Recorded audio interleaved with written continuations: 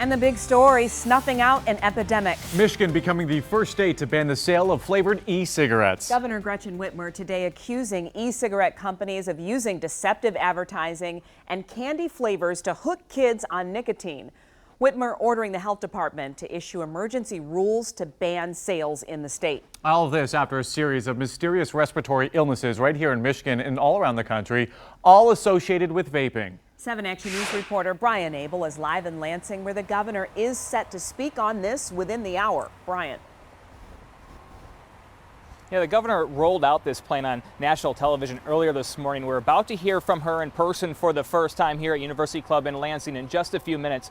But we already know how she plans to execute this ban and when. Michigan poised to become the first state to ban flavored nicotine vaping products. Governor Gretchen Whitmer saying companies selling the products are using candy flavors to hook children. Her office telling 7 Action News the rule will be effective in the next few weeks once it's filed, followed by a 30-day window for retailers to comply. And now we know how she plans to get around the Executive Oversight Committee known as JCAR through the state's Department of Health and Human Services, which has the power to issue emergency rules protecting the public health.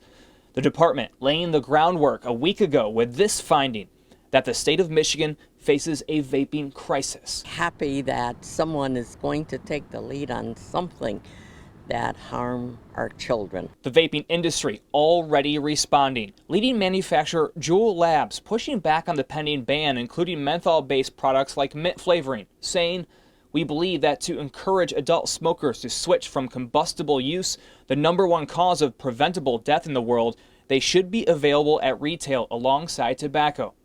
The president of the American Vaping Association telling 7 Action News the ban is modern-day prohibition, will force people to the black market and kill a viable smoking alternative. If you want people to disconnect themselves from the taste of a burning cigarette, giving them a product or forcing them to only use a product that is a poor imitation of a tobacco cigarette, that is not going to result in many people quitting smoking. Vape shop owners sounding the alarm that the ban will bulldoze their business.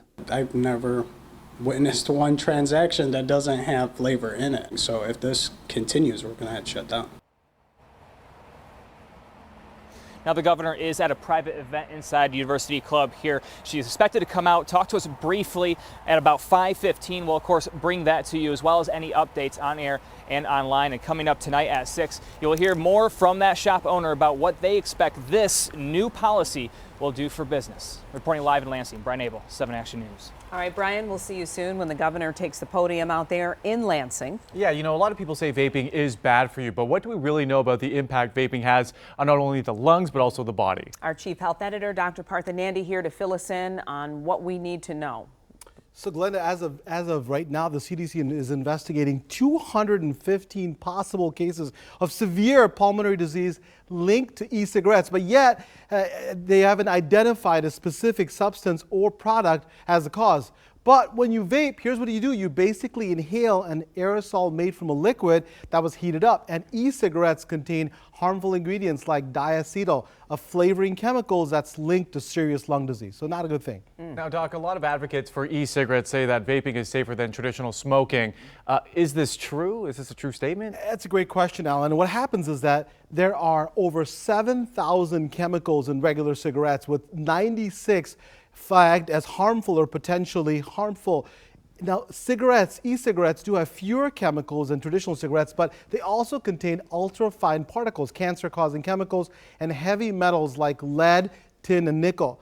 Now, many of you already know how addictive, how highly addictive nicotine is. Studies have found that adolescents who vape are at increased risk for smoking regular cigarettes down the road. As for e-cigarettes, helping people to quit traditional cigarettes, vape devices have not been proven to do so. So I actually like this, and I think that we can prevent younger folks from starting vaping and then help their health down the road. So I've heard it described as like a shower steam with a little flavor. It's not that. It's really not that. We don't know the safety because there's a lot of chemicals in there that go in your lungs. So truth, will come out as we get more studies, but I'm happy that maybe less folks will go into this vaping.